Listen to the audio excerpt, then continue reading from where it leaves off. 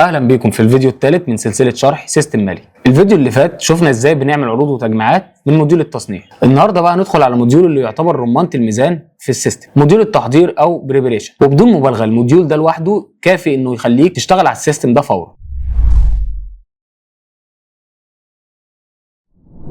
موديول التحضير هو حلقة الوصل بين المبيعات والمخزن، وهو اللي بيترجم الاوردرات دي لواقع ملموس. الشاشة هنا متصممة في منتهى البساطة، تابتين اتنين بس، واحدة للاوردرات اللي المفروض تتحضر دلوقتي والتانية للاوردرات المؤجلة.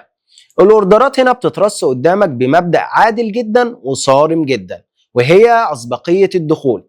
الاوردر اللي العميل طلبه الأول هو اللي بياخد بضاعته من المخزن الأول ويتحجز له كمان. كل اوردر قدامك فيه تفاصيل العميل، المحافظة، المنتجات، وجنبه شوية إجراءات سريعة. طيب الطبيعي انك بتدوس على زرار تحضير عشان السيستم يبدأ يخصم البضاعة ويبعتها للشحن، بس هل منطقي لو عندك 100 اوردر جاهزين للشحن انك تقعد تدوس على زرار؟ اكيد لا طبعا. عشان كده عملنا لك زرار التحضير التلقائي بضغطة واحدة. السيستم بيفلتر كل الاوردرات اللي بضاعتها موجودة ومكتملة وبيحضرها كلها في ثانية. نيجي بقى لأكبر عنق زجاجة في المخازن، تجميع البضاعة. زمان كنت بتقعد تجرد بوالص الشحن وتقعد تعد انت محتاج كام حتة من كل منتج علشان العمال يبدأوا التغليف، وتتلخبط وتنسى. دلوقتي انت بتدوس على اكشن قائمة السحب، السيستم بيطلع لك لستة مجمعة بيقول لك انت محتاج تجيب كام من رف وكم قطعة من كل تشكيلة بالظبط علشان تقفل اوردراتك.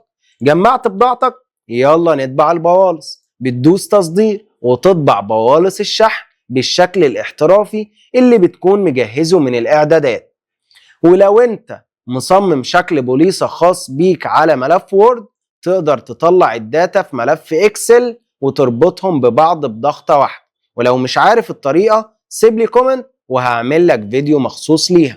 خلاص حضرنا، غلفنا، ومندوب شركة الشحن واقف بره بيستلم. هندوس تاني على تحضير ونختار اسم شركة الشحن اللي هنسلمها، ونحدد التاريخ اللي غالبا بيكون تاريخ اليوم، وندوس شحن.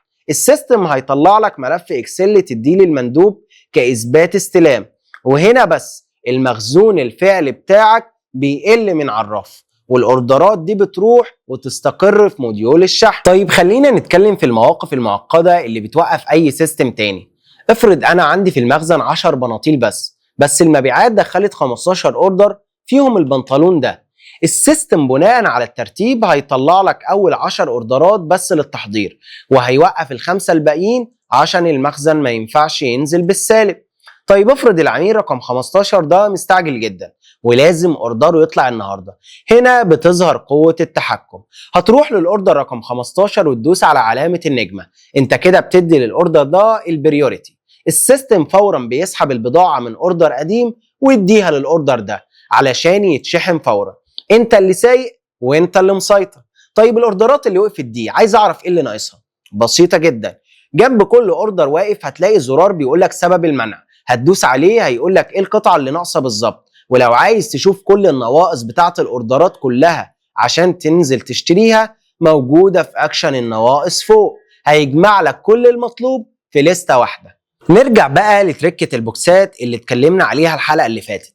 افرض عميل طالب عرض طقم العيد، بس اتصل بيك قال لك انا عايز العرض بس بدل تيشرتين خليهم 3 تيشرتات. هتعمل ايه؟ هل هتلغي الاوردر؟ لا، هتدوس على زرار تفكيك وتعديل.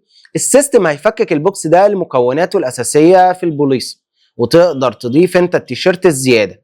كده البوليصه هتروح للعامل في المخزن مكتوب فيها التفاصيل بالظبط، بنطلونين و3 تيشيرتات، عشان ما يغلطش وهو بيعبي الكرتون. ولو انت شركه كبيره بتشحن القاهره والجيزه مع شركه شحن معينه والصعيد مع شركه تانيه، مش هتقعد تنقي الاوردرات بعينك. من فوق هتستخدم فلتر المحافظه، تختار المحافظات اللي عايزها وتدوس تحضير تلقائي. السيستم هيعزل لك اوردرات الشركة دي لوحدها عشان تسلمها للمندوب بتاعها. اخر حاجة بقى هي الاوردرات المؤجلة. عميل طلب اوردر بس قال لك هستلمه كمان شهر. الاوردر ده في مالي مش بيخصم بضاعة من المخزن دلوقتي عشان ما يعطلش اوردر لعميل تاني عايز يستلم بكرة مثلا. وفي نفس الوقت انت مش عايز توجع دماغك بيه وتفتكره. انت بتدخل على الاعدادات وتقول للسيستم اظهر لي الاوردرات المتأجلة في قائمة التحضير قبل ميعادها ب5 ايام، وقبل ميعاد التسليم ب5 ايام السيستم بيسحب الاوردر ده ويحطه لك في اول طابور التحضير عشان يجهز وتلحق تشحن. مفيش تفصيله في التحضير مش محسوبه، مفيش سيطره بعد كده. الاوردرات دلوقتي طلعت مع المندوبين. ازاي بقى هنراقب شركات الشحن دي ونحاسبهم بالقرش على كل اوردر اتسلم او رجع؟ ده اللي هنشوفه الفيديو الجاي في موديول الشحن.